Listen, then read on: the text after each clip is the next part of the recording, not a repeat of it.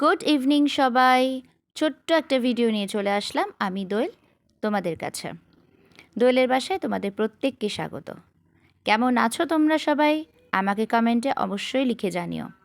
আর তোমাদের জন্মাষ্টমী কেমন কাটো সেটাও জানিও। এটা যদিও শুক্রবারের ভিডিও ছিল।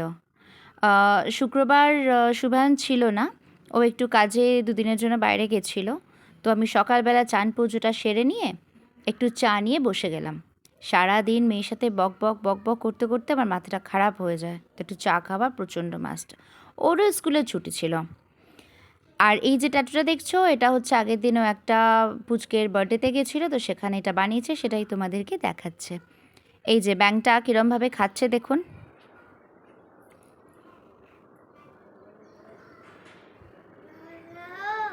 এটা কি খাওয়া হচ্ছে?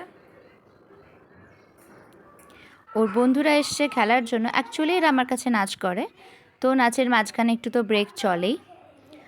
কি হয় না, এদের না এখানে সবসময় বলে যে যে কোনো পড়াশোনা বা এই বয়সের বাচ্চাদের বা ছোটোর থেকে মোটামুটি 7-8 বছর পর্যন্ত একদম পড়াশোনায় না বা কোনো কিছুতে চাপ দিতে বারণ করে।